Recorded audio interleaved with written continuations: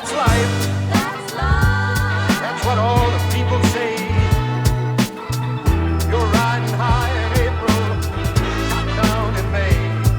But I know I'm gonna change that tune when I'm back on top in June. I said that's life. We're back. We are back.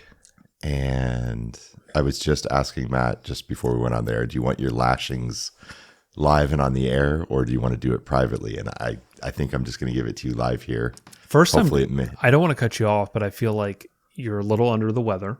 I just got back from Vegas, so I have like super dry everything. So I probably sound super raspy. Yeah, you're very mid-bassy right now.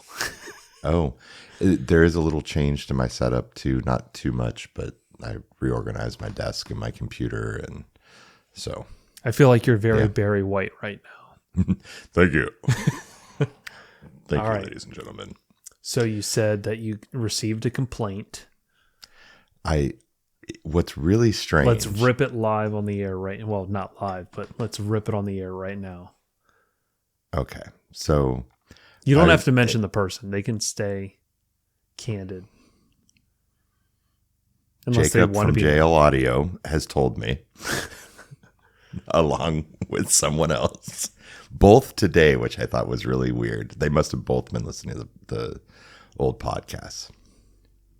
And they both had the same 2 complaints. The look in Matt's face right now is just the greatest suspense I've ever seen. Number 1, it irks both people when you use the term tints. That's not my Is it term. an East Coast? It must be an East Coast thing. I don't like use that here, term. You said tints, like as in multiple tintings. I am multiple times. Hold the phone right now. Am I in a simulation right now? Maybe. The last episode, I said the thing that tilts me the most is when people use the word tints. Okay. I don't use that word. Okay. That word fucking drives me crazy. I don't know if you're gaslighting right now or not. I just came from a divorce relationship where gaslighting was huge. So right now, I'm sorry. I'm feeling a little bit disrespected. I'm gonna send you the messages. Are you gaslighting me right now? I am not. I don't know if there's any way that you listened to the last episode and think that was my terminology. I had somebody message me and say, you know what also tilts me, and they put it in parentheses, when people say the word tints, because that's why I brought up that whole subject. I never use that, have never used that, will never use that. So if that is... Oh, okay. I'm misreading this text wrong. Okay. Hang on one second. I was about to say. Okay. That wasn't what the main... Now, here comes the real That wasn't big. Jacob's main complaint, by the way. And he rephrased it. Tell him it's our tints when I'm done. When we're talking about the other thing. But I swear I just got an email and like a Facebook. We'll just say it's I don't Kurt. use tints. So let's go on with the second. Oh, no, it's the same complaint. Okay. So they were not saying you say tints. They're saying it's your tints. Okay. So are you ready for, I guess it was just one complaint and it was not that. I had it wrong. Complaint. And there's 2 people, so that means there's traction there. Okay. Fuck. When Just go. Rip off the Band-Aid. When referring to the JL Audio Max. Okay. You refer to Max Tune. Yeah, Max Tune. I do. Max Tune. Yeah. That's Tune kind is of the like software. saying tints. That's kind of like saying tints. It is. It is. Or like Tune is Kleenex, the software. Yeah. Max is the box. Okay, that's totally fair. And I respect the fuck out of that opinion.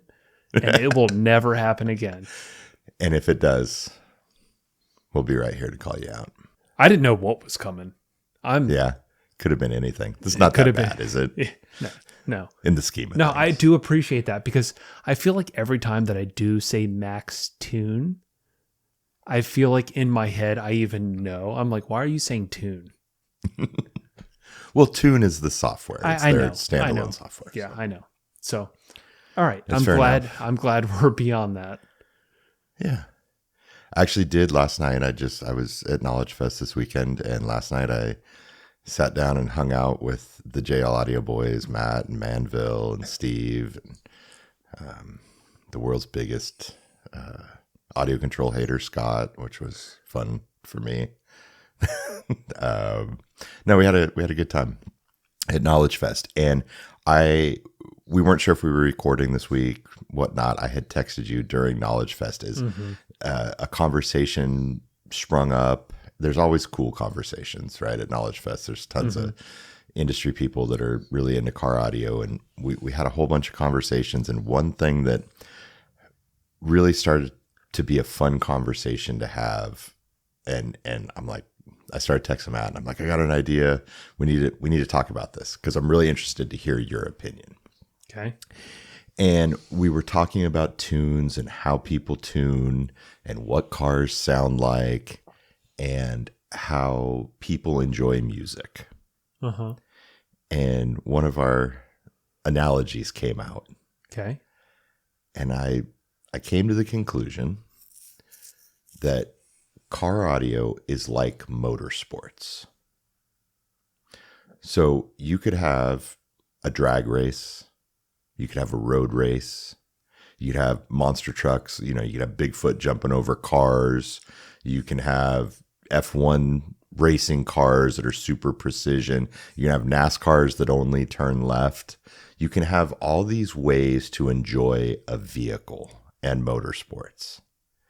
And sometimes in my head, I think about where the industry has gone from a tuning standpoint and this focus on the way rules are set up in a competition to be the final say-all of what a car audio system should be. Mm-hmm. And that's kind of like saying, hey, if you don't have the precision of an F1 car, you're just stupid, right? Like there's a lot of car audio that can be consumed in the World Wide Web, right? And there are people that they only see their side of motorsports. And if something doesn't fit into the way they do things, they can become very aggressive or one-sided, or that like just my way is the best way. And I'm not saying that from a precision or accuracy thing, but it's more like it has to be this way. And not all people enjoy the music that way. Initial reaction. My initial reaction is I'm going to segue and use this opportunity to let the fucking people listening knowing that we are going fucking worldwide this season. And it's like the perfect thing that what you just said. What's important in car audio.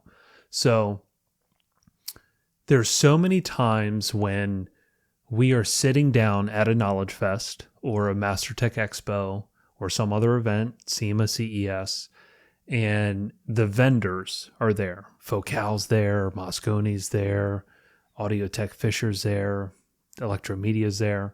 And we sit down and have these conversations as Americans, where these are international companies. And we're like, why don't you make this certain product? So like talking to Focal, why don't you make a flat piston sub that rivals the 13 TW5? We want to put 4 of these in a truck.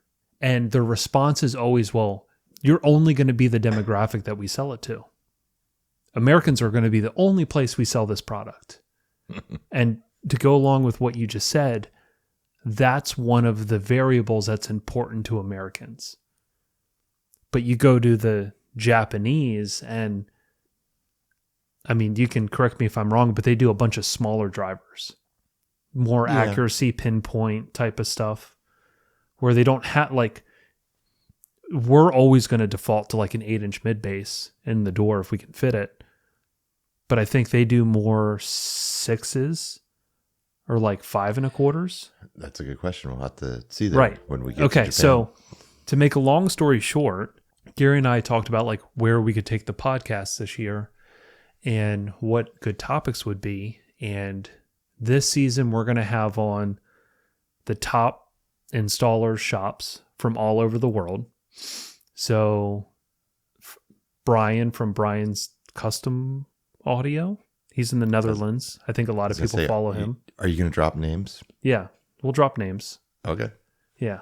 So we'll have him on to get his side of what's important. And I know he does a lot of stuff in like the Netherlands, Amsterdam. I think he does work in Dubai.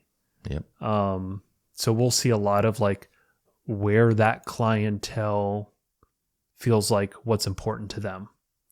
Kind of like you said, you know, it could be an F1 race. It could be all these different things, a drag race. So we have different things that are important to us as Americans. Other people have different things that are important. I know that we're going to talk to Peter. How do you pronounce his shop? Pita. Peter from Psh Sound. That's the only thing I think of when I see it. Yes. Psh Sound. So Peter's got a big following. He's, I believe, in the UK, right? You know what? I'm not even 100% sure, but I know he comes over here for some events and hangs out and gets to see both sides. Yeah, so, you know, he has his own style and he does a lot of, I would say, a lot of modification to make things sound the best way it can sound in a car. Might be extreme to some people's measures where you're not using factory type of locations, but again, that's going to open up a whole new perspective of like what's important to people over there. And then we have Cartons. I think that's how you say it. They're from Indonesia. And that's going to be a whole totally different demographic. And I talked to all these people. They're all down to do it. I believe they can all speak somewhat fluent English. We'll see how that goes. But again, it's going to be really cool just to see the perspective of like what we do elsewhere. And we have a large international listening audience. So I think it's going to be productive to those listeners as well, understanding like this is how other demographics are installing the same thing that we're doing for a living. And then we're also going to have on a lot of the vendors. So our plan is to have on Julian from Audio Tech Fisher and the MSC guys, Larry, to get their perspective, Germany. We're going to have on the Focal guys, engineers. We're going to have on the Mosconi guys from Italy. If you guys have any other installers, manufacturers that you guys have in mind, feel free to, after this episode, hit us up, comment on our social media or whatever, and throw in some people. But I feel like the 3 different shops are shops that I've been aware of for a long time, been following for a long time. I feel like the core values align with like what we promote. They're just drastically different demographics, which is going to be really cool to understand that insight into what's the first thing they think about when designing a system. Same thing with the international vendors. I would say a lot of the people that aren't actively in our industry, maybe they're enthusiasts, DIYers, whatever, they don't get to have those conversations that we get to have with the Focal engineers, with the Mosconi engineers, when we're asking them certain questions like, why don't you fill this void in America for this product that we need? And at the end of the day, kind of alluding to Gary's last episode where we talked about him working with Stinger, everything's a numbers thing, and that's a universal thing, right? You have to move a certain amount of product for it to be financially feasible to create something. So when people are like, why doesn't this company make like a certain type of product, there's going to be a reason for it because they're looking at numbers, they're trying to see what they can sell and how they can be profitable. So when you can hear that information from the manufacturer perspective, it makes a lot more sense. So to get that insight and possibly, who knows, maybe intrigue them on finally making something that we want them to make. I mean, this season's going to have a lot of intrigue of where it can go and what we can learn and who we can convince and manipulate. It's going to be fun. There's going to be a lot. And it's funny too, because there's such a drastic time change between us and everyone who we're going to talk to. So I just hope the listeners know there is a lot of scheduling and, basically whenever we talk to people over there, Gary and I are going to be waking up early mornings to talk to people where it's like late afternoon for them. So we're doing all of this for the people listening. Again, we're not monetized. We don't make a cent off this podcast. We just do it because we love to do it. And we still don't accept sponsorships just because we don't want to be swayed. We don't want politics to jump into the conversation or even the idea that we are biased one way or the other. So that's the whole reason we don't accept any kind of monetization, however, or sponsorships. But however, the only thing we do accept, and I will just lay this out there again, are bottles of whiskey. And just today, I got a message from somebody saying, hey, I want to send you and Gary a bottle of whiskey. I responded back very quickly because obviously I would, and gave them my info. And they said, I still haven't gotten hold of Gary. And I was like, well, I think Gary said 2 podcasts ago that any of his share can go to me. So just send Matt 2 bottles. Yeah, I was like, so you could send me 2 bottles, but also reach out to Gary to confirm. Very good. So very good. All of that was like a perfect segue with what you were saying about what you just said, because again, there's so much variation of what is a good sounding car, what makes a good sounding car. Is it that it's accurate, dynamic? Is it like, what is it? Is it loud? Does it rattle the car? Because again, all of these different styles of car audio is going to appease that certain crowd. Yeah, and I think the ones that kept coming up is that, our monster trucks or our drag racing really kind of equates to the SPL world. There's a newer format here in the States that is a little more prevalent outside of the US, and that's the kind of open show. You open up the doors and you've got 8 pro audio drivers in each door, or you have a huge stack array that comes out of the back of a vehicle, that side of listening to music. But the way we kept getting to it when it came to tuning is that there are a lot of customers that they're not hyper focused on, hey, if the singer isn't perfectly mated in the front of the stage and the guitar is, you could tell that the guitar was recorded 2 feet to the right and about 1.5 feet behind the singer, right? That they're never going to listen to music in that way. And we've kind of created this, I don't know, when it comes to the competition side of the things and the way we're hyper analytical about the way things sound, sometimes that's not the most enjoyable way to listen to music. 100%. Some people, sometimes it is fun to like, oh, hey, I can hear this detail in this recording and the way the system's set up, or this soundstage lays out super nice. I finally got to hear Brian Mitchell's new car this weekend, which was super cool. That thing is just wild, so wild. And definitely cool experience. If you ever get the chance to listen to the Brian Mitchell Arc Audio Chevy Volt, it is a very unique experience and very different than listening in an, we'll just say with air quotes, average car. So it is definitely not average. But there's, I just kind of feel like there needs to be this like, hey, if that's not how you listen to music, like my wife would never listen that way, right? Like she's more concerned with tonality and dynamics and like a lot of people, what we keep coming to is, as terrible as it is, there are a lot of people that thoroughly enjoy a little bit of a smiley face to their response curve. Of course, you yeah. know? And as much as that's kind of like, oh no, that's terrible. When everybody gets to an EQ, it makes a smiley face. And that's not necessarily how most target curves look. And I just kind of felt like we might owe it to the end users, right? Like this, we have a lot of different listeners. A lot of them are shops and retailers and manufacturers and that side of things. And a good chunk are end users. And if that's not your jam, I just want to reach out personally and say, that's okay.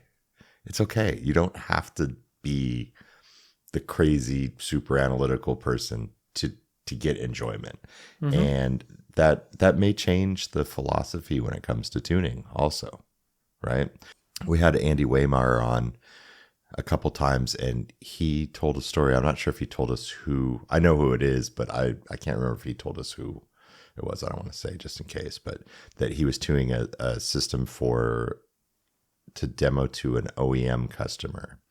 And they really didn't like the way it sounded when it had a very focused center image. And yeah, some people don't like that. Some people like that kind of, amplified sound of sitting in a big venue and wanted this big enveloping sound that is a different experience.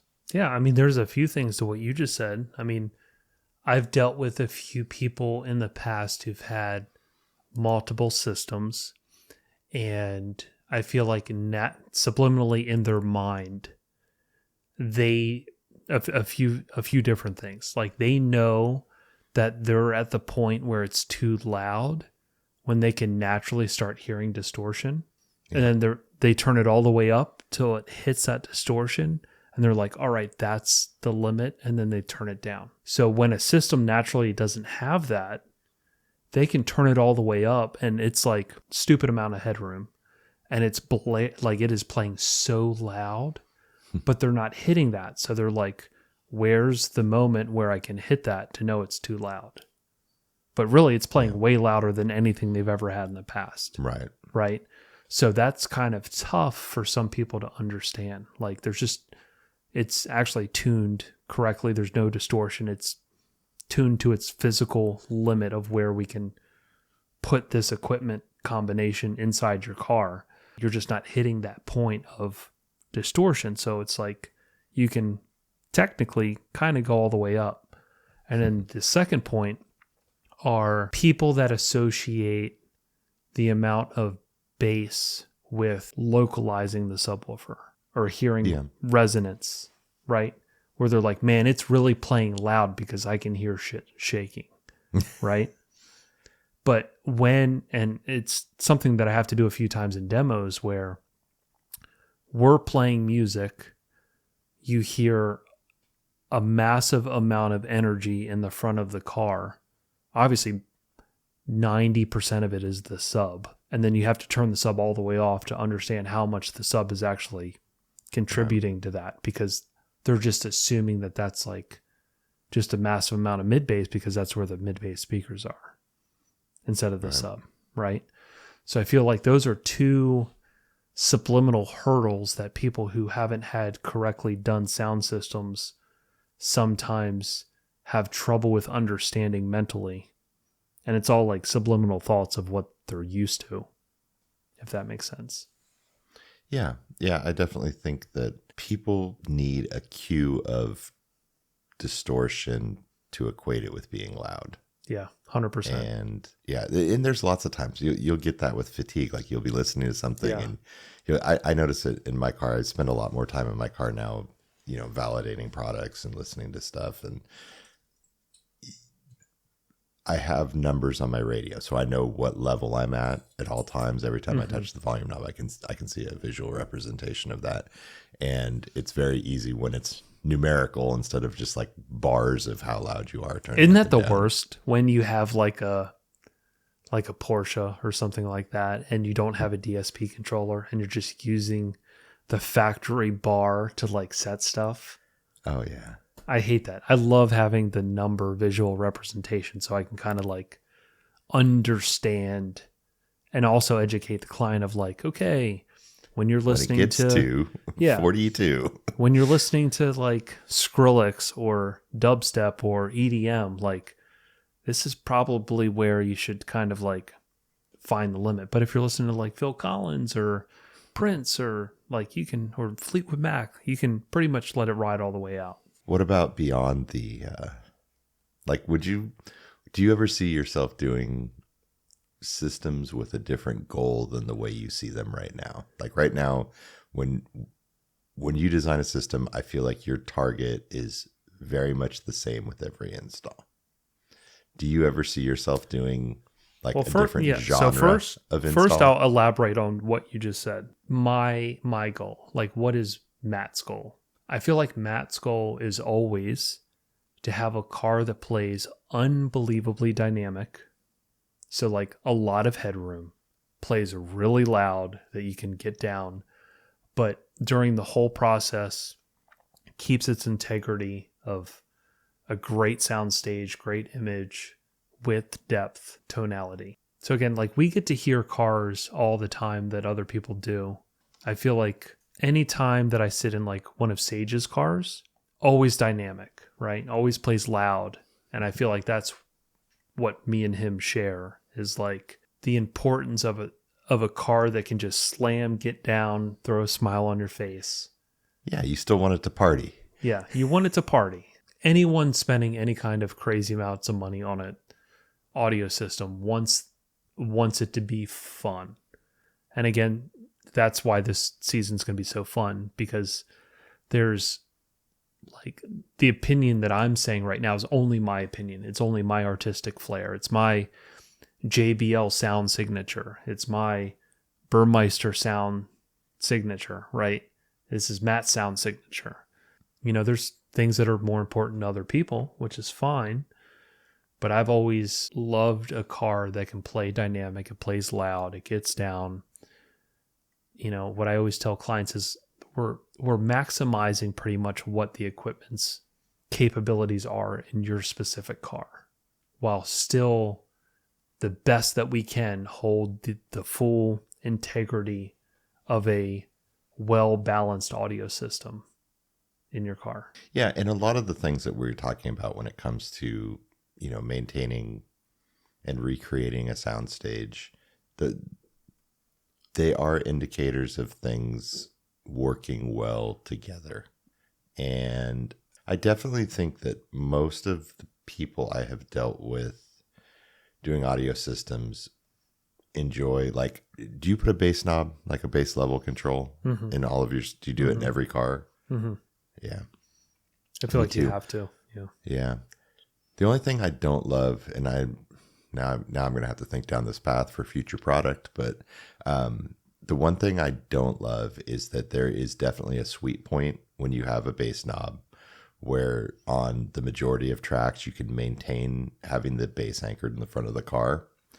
And as soon as you go beyond where all of that was tuned and dialed in to align the mid basses and the sub, when you go beyond that and then come back and you have to find that sweet spot with the knob, becomes kind of difficult sometimes when you have that level control. But I think that's one of the, you know, fun ways to switch to party mode, is to just, you know, add a little oomph in there. And it is okay sometimes if it drops to the back of the car, because you'd rather, you know, be rocking out with the window down and going 75 down the freeway and have the bass that you can feel, and then go right back to sound cue mode.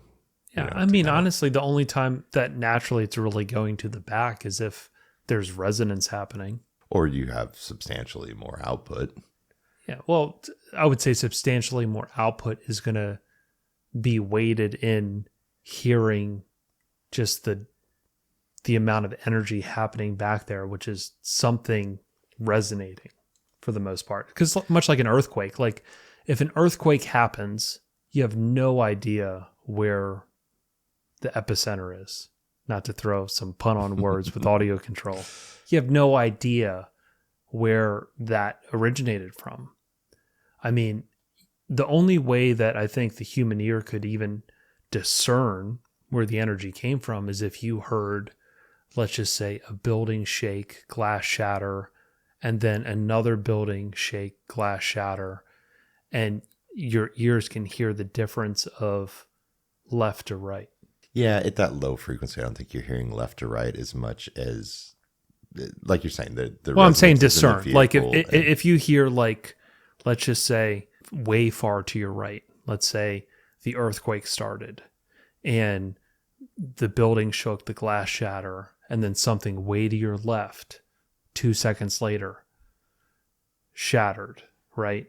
Your brain would, I think, naturally be like, okay, that sound came from my right.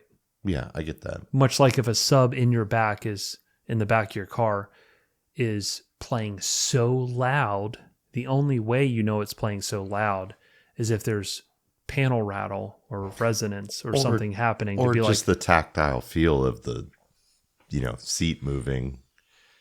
And if you feel more in your back than you do in your chest, you equate that it's coming from behind you. To a point. But like I said, at the end of the day, the energy that you're feeling is like your brain sensing that it's from the back and not the front.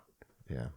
But you can play the sub like in a car that you sound treat, let's say perfectly, a G-Wagon, a Tesla Model X, like a Rolls-Royce Cullinan, where they're built like a fucking tank. And I would say Model X to a point. You can get so much energy out of those cars and have the sub play so like at such a higher rate over the mid bass, but the sub is still anchored in the front.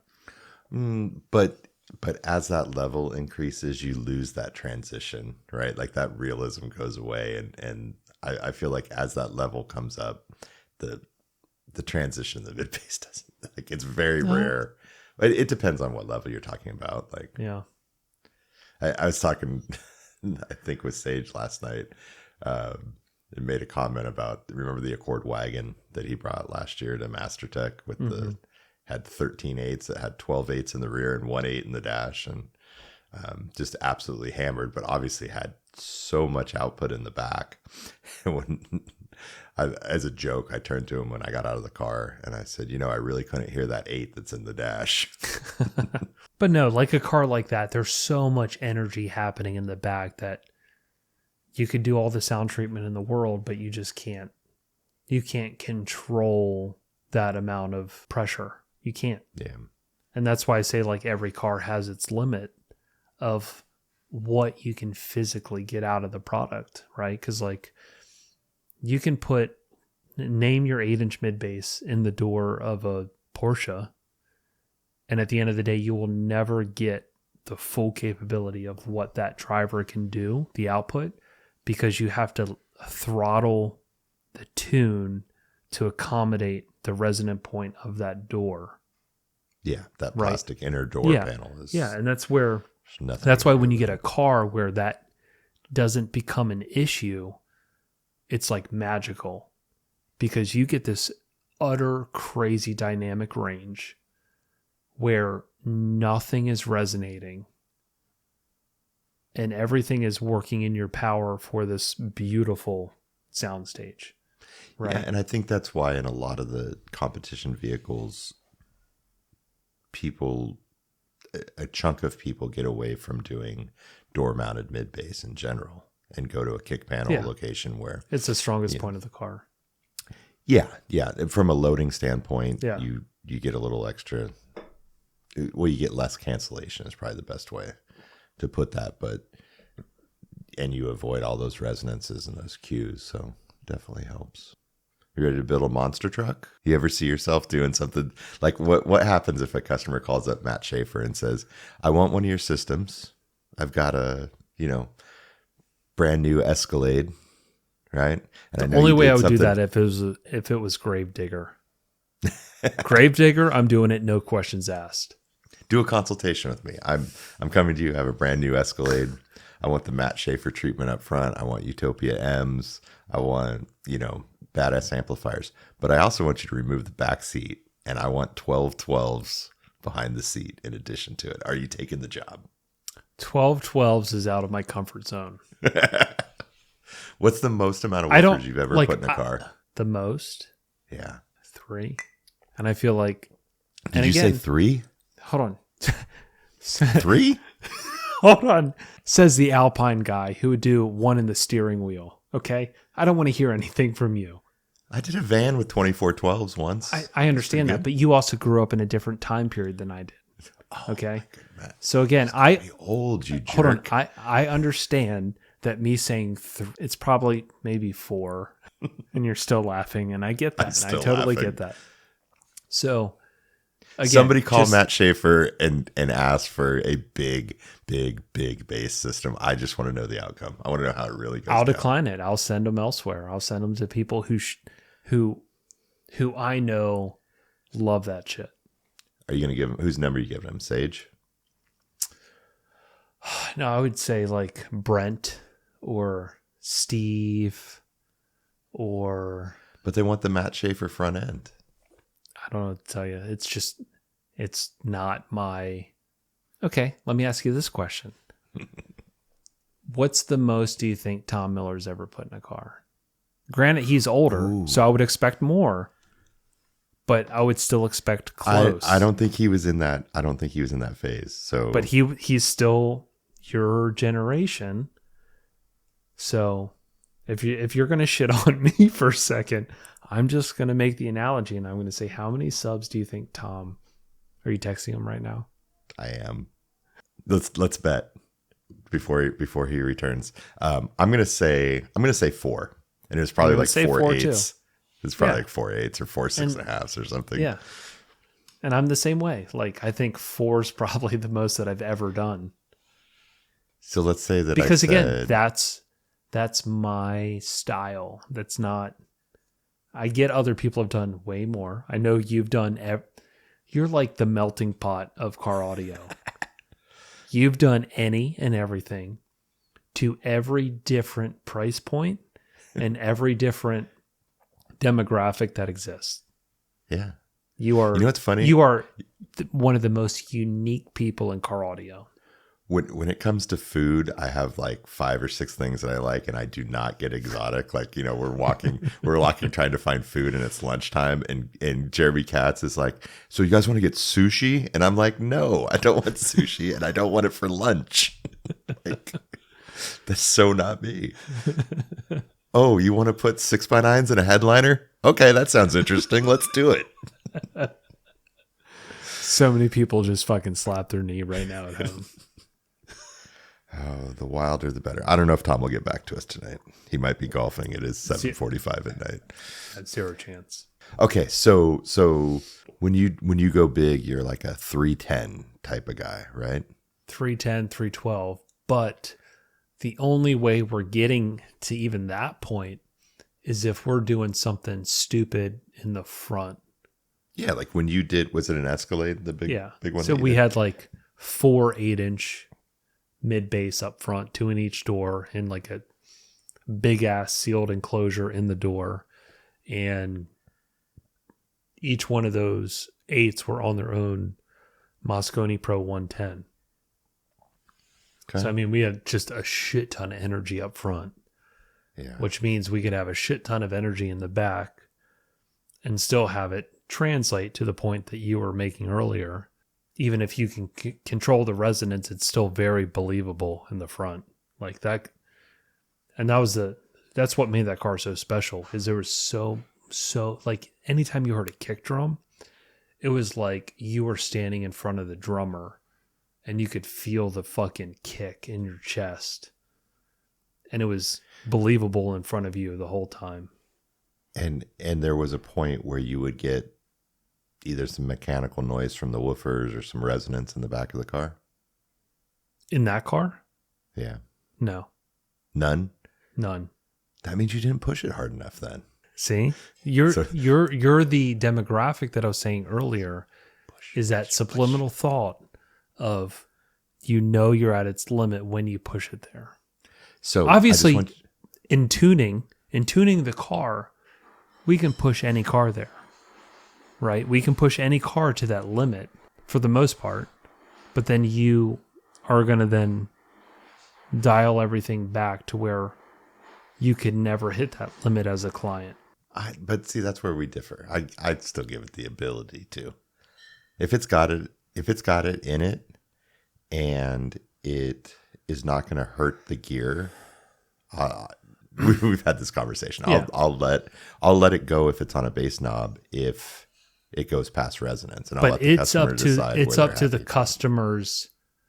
So I would say in the event that they're listening to Fleetwood Mac Dreams, right? Let's just throw that song out there, or Prince, or any like Phil Collins, where it's just recorded at a much different noise floor than modern music. Those songs can play extremely dynamic, but you're going to you can have the ability to max out the volume. Yeah. Right? Yeah, I agree. But if you're listening to like Bruno Mars or Skrillex or Kendrick Lamar, like that just playing at 60% and the bass is on 30%. Yeah. Yeah, right? 100%. 100%. So I just want to propose a thought to you and see how you digest it then. Uh-huh. So let's say that in this Escalade that somebody's trying to convince you to do, it's let's just go so that just for the sake of sound quality, Matt, to have the woofers do less mechanical work on each of them and cut down on those mechanical noises and to add some more dynamics. Why don't we do 610s? That's why we did 3 in the first place. So, so the other 2 have to work less. Not doing 6. What about 6/8? 6/8 is like 3. So here's the other side of that. Most of the systems that I've ever done, I would say most of these cars are in somewhat daily drivers or keeping the functionality of the car is important. I would say the Escalade's a little different. We could have made that to where he still could have used a portion of the trunk. However, he really wanted that to be just like a showpiece. So I feel like that's a different animal to compare, because most of the stuff that I've ever done, it's still been very usable. Like the Brax RS6 I did, the whole trunk was beautiful, but I also made a panel that could dock in the car that went, like you popped out the trim ring that went over the amps, and this whole monstrosity of an enclosure went in that was wrapped in the Audi carpet. And then he could put that in there, which protected everything in the rear and made everything functional so he could grocery shop. And if he went golfing, he throw his golf clubs in there. So I feel like anytime that you're doing like that many subs, you start getting more into the area of less functional from a car standpoint. Yeah. Because generally, more subs, more amps, which is already a fucking battle. If you're dealing with like Class AB amps or Class A amps, they're already big. Like you're going to have multiple of those, and then also the subs. And I feel like my biggest hurdle that I always deal with whenever designing any car is how do I install all this equipment, the subs, and still have the yield the most functional space in the car that also doesn't impair the manufacturer to work on the car if they were to ever have to work on this car. Right. So that's why naturally my designs are always going to be on the lesser subs. Like in any sedan car, 210s, I mean, I don't know what world you need more than 210s that's tuned correctly, right? If everything's in phase and you got 2 decent 10s on 2 good amps, I mean, that shit is going to fucking smack.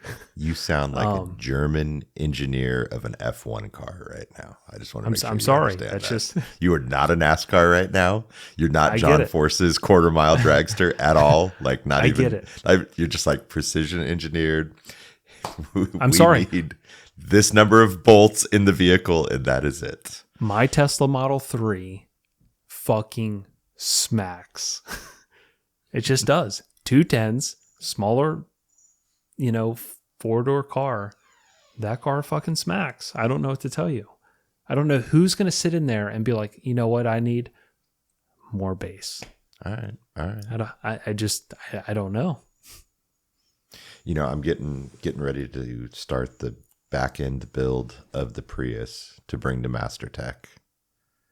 And now after this conversation, I like kind of want to do like 610s in the back of it and just so I just get, it's not often that you and I get, you don't have to do that. It's not often that you and I get to build something and the other one gets to hear it. Right. Right. So this is going to be an opportunity where I'm going to build something and you're going to get to hear it. I want that so now bad. I want to kind of just like convert you.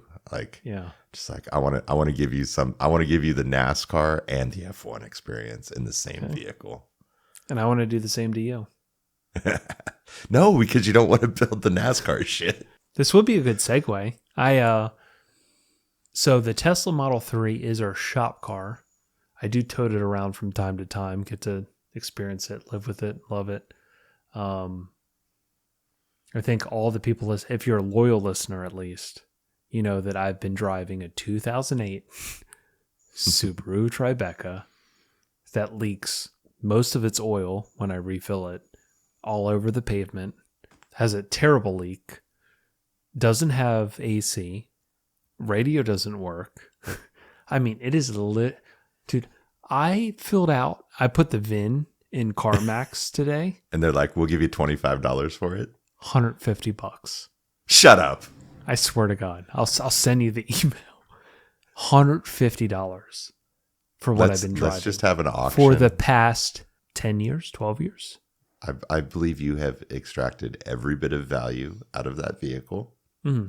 I think that maybe we should auction the car off here. If you're only going to get $150 to trade it in, I think maybe there's a listener out there. Reach out if you would like to own Matt Schaeffer's vehicle.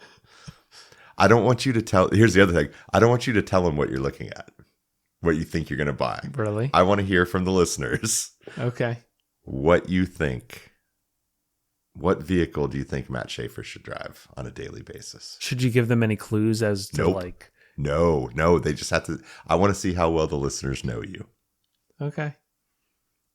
But they all do know that I just went through a divorce, right? They do. So that can swing them. Like, all right, he's gonna go fucking ham. Lambo. Yeah, he's gonna go ham, or he's so broke that he's gonna get something worse than the Subaru. Yeah, it's gonna be awesome. So find us on the social media stuff and let us know what car you think Matt's gonna drive and what your offer is for his current POS. Car's awful. It's gonna be so nice though to finally have something that is nice. And then another betting like round. Actually reliable.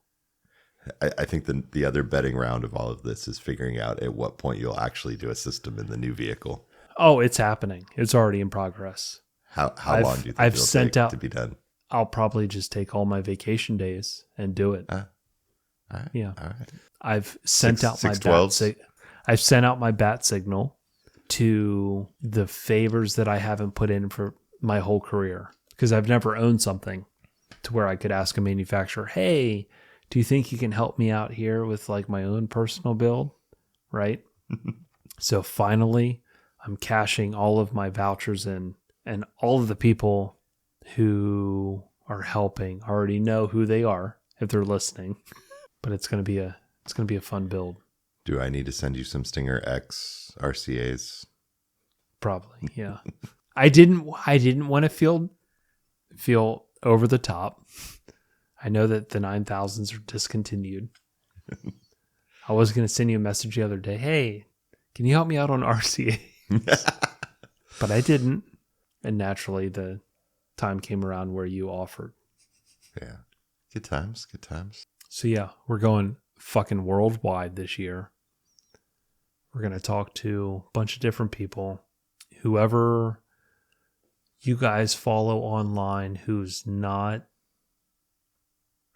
mainly in the States. If it's not the couple people we mentioned earlier, please let us know. We'd love to get them on. I feel like we need somebody from Japan who can speak English. We can work on that. Because that's a big market. Yeah. We have some people that can help with that. Yeah. So if anyone has any contacts in Japan who's deeply in the scene, we need somebody from Japan. Without a translator. Yeah. Yeah, and we got to get ready for Master Tech. We have a class. We do have a class. Hopefully all you fuckers who are going, sign up. It's going to be a lot of tomfoolery. You already sound like fish. All you effers out there, come and see me do my stuff. So are we going to record his episode? So we're going to do the mainstream episode, I think, on the stage or somewhere.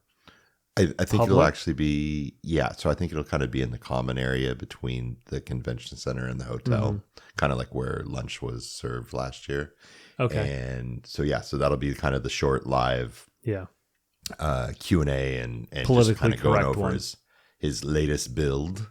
Yeah. And then, then I think we'll go into the hidden recording booth at the convention center. And that episode will be called Fish After Dark. I'm so scared and worried about it. And I feel like at minimum we need to commit to taking 2 healthy whiskey shots. All of us. Well, he probably needs tequila because he's Puerto Rican. I feel like we need to at least have 2 healthy shots, just like healthy shots, before we start recording. And then whatever happens during that recording, it's just like we throw the expletive thing on the album art. And if you click on that episode, you understand what the fuck's about to happen. We'll have to do the count, the curse word count for that episode. Uh-huh. I just heard that fun fact the other day. The band Blink 182 was originally named Blink, and they went to tour in Europe, and there's already a band named Blink, and then they had to change their name to Blink 182. And do you know where the 182 comes from? It's the number of times in Scarface he says fuck. Really? That's what I heard. I don't know if it's actually true, but I that heard is it on the internet, that's going to be my new favorite fun fact to go to. Yeah. You know what my favorite fun fact has been thus far? Like conversation starters. I mean, I'm newly single, right? So pick up lines with Matt. Yeah, right. So most women in general love an espresso martini. Espresso martini. Okay? Every espresso martini that you've ever seen, just try and, visualize it inside your head right now. There's beans on top, coffee beans, right? Yeah. How many beans? I don't know. I haven't seen enough of them. This? What's that? I said you can't envision this? No. 3. It's always 3. Okay. So the 3 beans actually represent something. Okay. So they represent health, wealth, and happiness. Really? That is very intriguing. You gave me a fun fact about Blink 182 that I will use that until it's beaten into the ground. So here's the thing. I just fact checked myself. Fact checked live. Is it wrong? Jamie, look it up. Are you wrong? Were you? Did you just make that up? I'm just going to read you. This is the Google AI overview. Added the 182 to their name to avoid legal action from an Irish band with the same name. Cargo Records, the band's label, threatened to change their name if they didn't pick a new one. The band members chose the number 182 at random, but then the next line says, the band has told many stories about the 182 over the years, including that it's the number of times Al Pacino says fuck in Scarface. So now... I feel like you just made that last part up to save your ass. It's right here. I wish I could. Maybe I could share a screen with you right now. But now I'm going to Google how many times.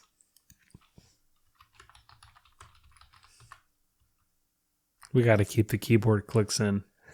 This is for me editing. I'm gonna Oh. keep those keyboard clicks in. That's good. Oliver Stone's gangster audio classic starring Al Pacino made headlines for its language and once was considered the record holder as the movie with the most F-bombs. Now its count of 226. So we will consider that fact-checked wrong, but it sounded cool. And that's the problem with the internet. We should go around calling them Blink 226 now. I hate it when the internet misleads you. Can't That's believe fun. anything. I love fact checking. Here's a Reddit post. Scarface, the F word, 182 plus 44. All right. We good? When are we gonna finish designing the Prius? What are we doing? That's your car, bro. It's your vision. 610, not my vision, bro. It's your vision, bro. What do you think is a more impressive demo? Do you think, like, I feel like I always love sitting in a car and thinking, like, just, man, my guess already is know where you're going. that's a sealed 12 or that's a Yeah. vented 10. Like, I like to, like, analyze it, listen to it, have an idea of the transfer function of the vehicle and be like, I'm pretty sure it's like this. And then when somebody opens the hatch, or if we're going international, when someone opens the boot, you open it up and it's something completely different. You're like, wow, that's the shittiest 15 I've ever seen. Or you're like, man, I can't That's believe the that most was, impressive 8 I've ever Yeah. seen. or, oh, it was 2 4s and a band pass. And you're like, Yeah. what? 100%. Maybe we'll just I'll have to leave it a surprise. For the people that come to Master Tech, you can come take a listen and then guess what is in the back of the Prius. I'm so excited because I don't even know. Well, it's because I don't know it. I still got to build it. So in my spare time, in all of my spare time. Right. So, yep. Okay. So people are going to guess what I'm going to put in the back of the Prius. They're going to People are guess going what to guess what car I'm driving. what kind of car you're going What car I'm going to get. buy. Are you, since I know what you're looking at, are you 100% set? That's what you're getting? Yes, I'm going to You're get committed. that. I'm going to get that car or the smaller version of it. Oh, I may have missed something. So I have to keep my mouth shut so I don't give it away. That is a Easter egg clue right there, if you listen to it. Yeah, could be. Yeah, it totally could be. There's nothing smaller than a Miata. Right. He's not getting a Miata.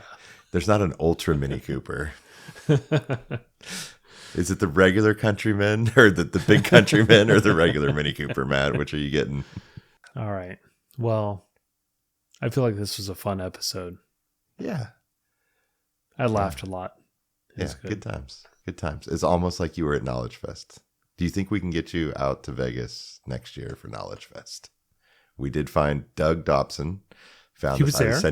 I was sending you pictures and videos last night from a 11/11 Make-A-Wish. I didn't see anything you sent me. what? Yeah.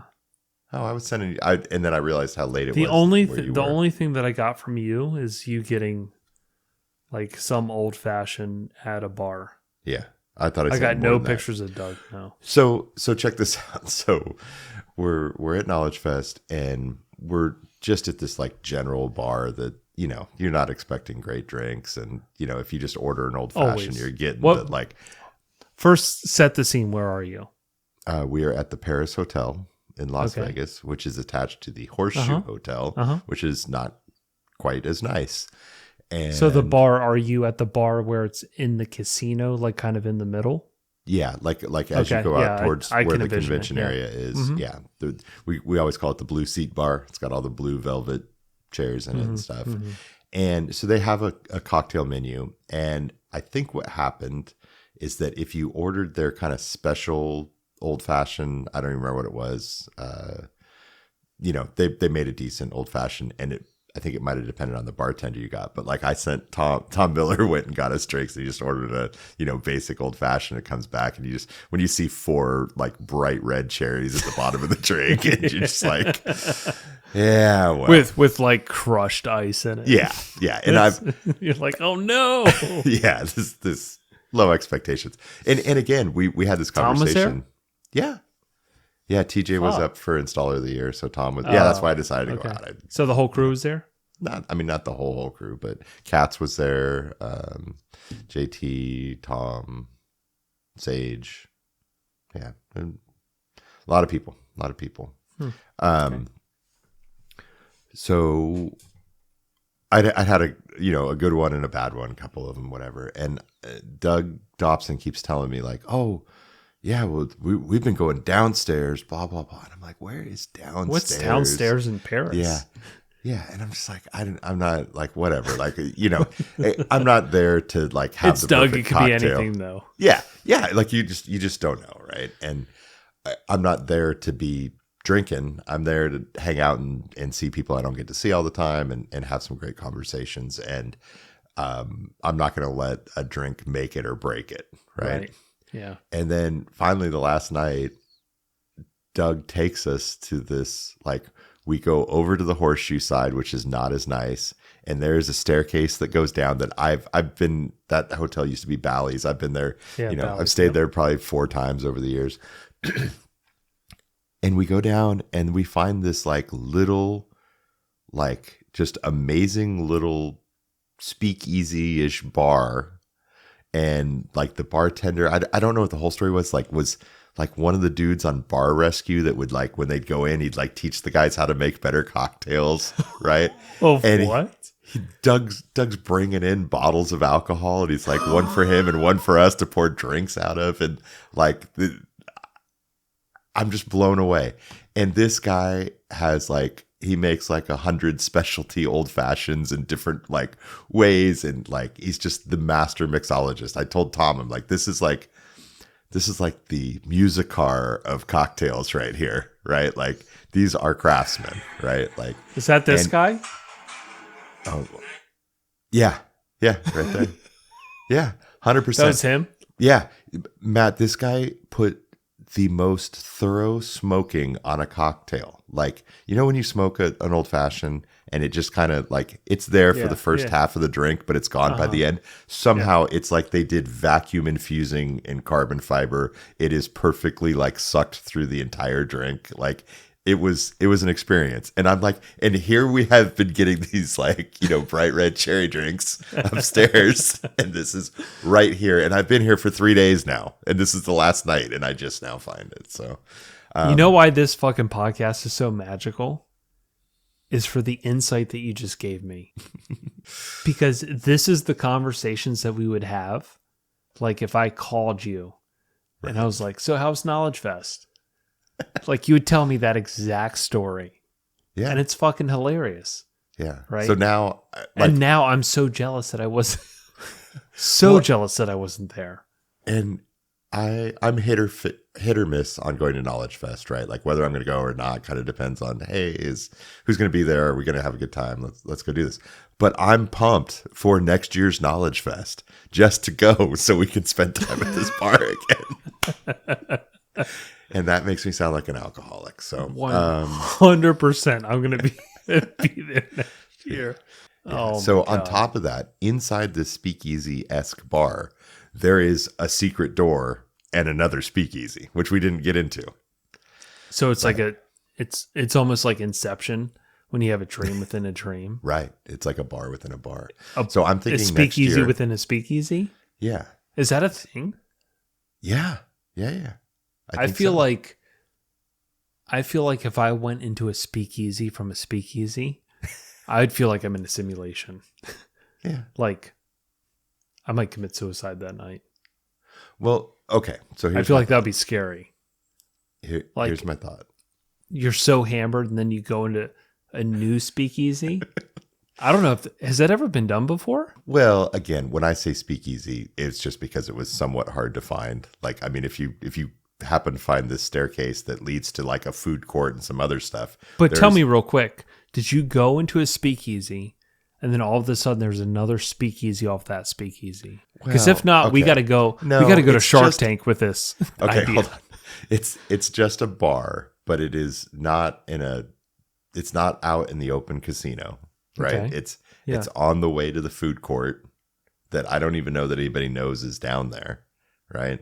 Yeah. And it's not like the door's hidden and you got to knock 3 times to get in. It's It's at What's the that? bottom of a subway. That's what I'm saying. Like, it's out of place. Okay. If anybody wants to look it up, it was called the Cabinet of Curiosity.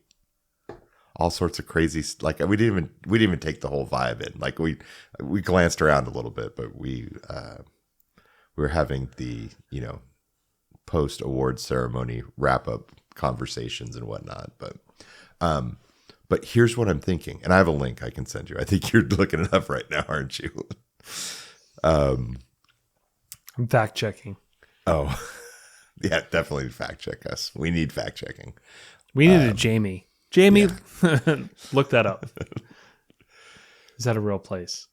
It's a real place. So what I'm thinking is if we all go back next year, maybe we can record an episode in the speakeasy inside the speakeasy with the bartender, and we can actually do an old-fashioned episode and talk about old fashions. Holy shit. That's when we know we've made it.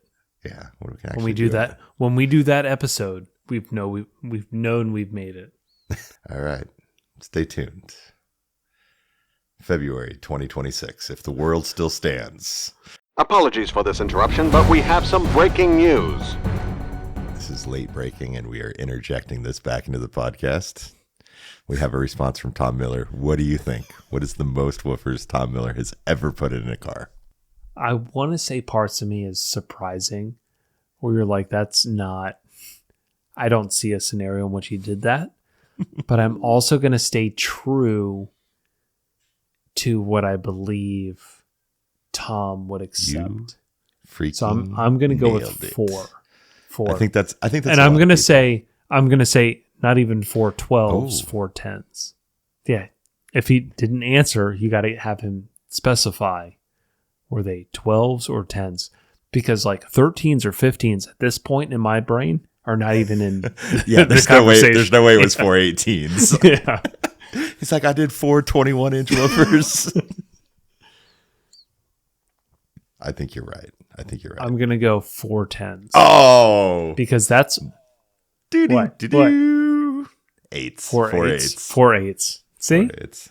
Even further solidifies my point. That's the best answer he could have ever given. And that answer infuriates you to your core. No. You're like 4 8s. No, I think that's probably pretty common, right? You know, the one that gets me,